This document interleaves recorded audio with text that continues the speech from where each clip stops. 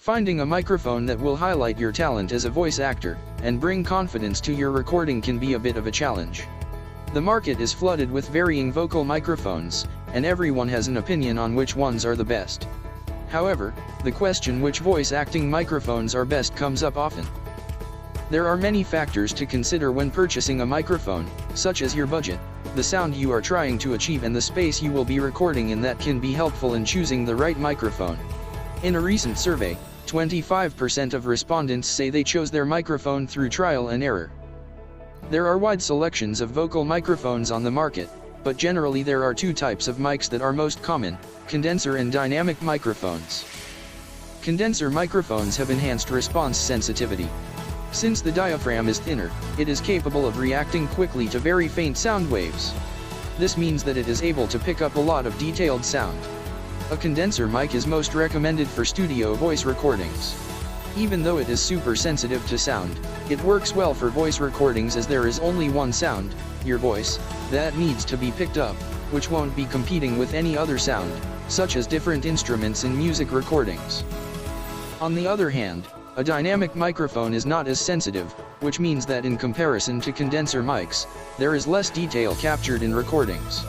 However, this can be a benefit for recording quality, as it also means that the mic won't pick up any background sounds.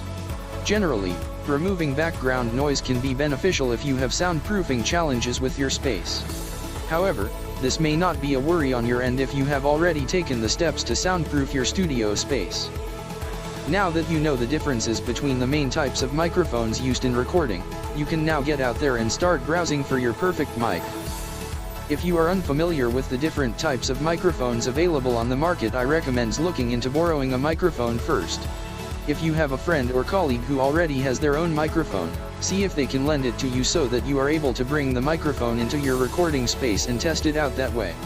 Get the microphone into your space, use it how you intend to use it, and listen. Try many types of microphones before you decide on one. If you are able to get a mic into your space to test out, and you feel it sounds good, don't stop there. Test out many different types of microphones before you settle on one. It is good to have a comparison between different types to help you narrow down your choice. Most popular kind of microphone is a condenser mic. Condenser mics tend to pick up the most detail in your voice. A stage mic or handheld mic is not best suited for voice-over recordings. Your microphone should have a stand and leave you hands-free to prevent any external sound. The best microphone for your voice won't necessarily be the most expensive one on the market. From one perspective, the best microphone is the one that is affordable and gets the job done, which is why many of these criteria could be considered nice to haves, and not need to haves.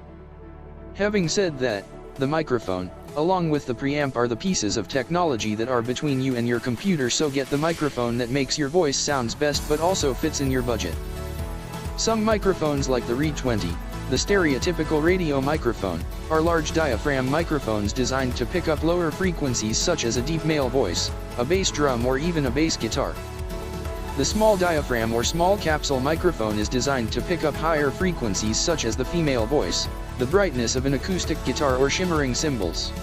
You may have seen these as the overhead microphones on a drum kit or above an orchestra. Hertz, named for the German physicist Heinrich Hertz, measures the number of cycles per second. Where the human voice is concerned, this means the number of times the vocal folds vibrate per second.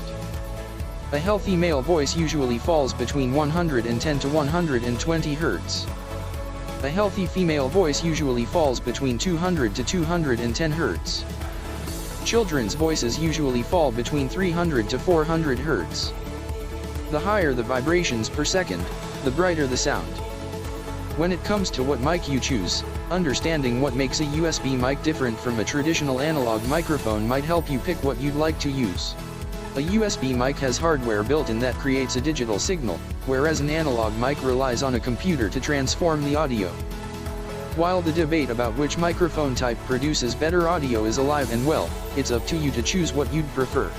It's one of several factors to consider, but these microphones tend to be easy to set up initially, and that in and of itself can be a big selling point if you are looking to dive right in.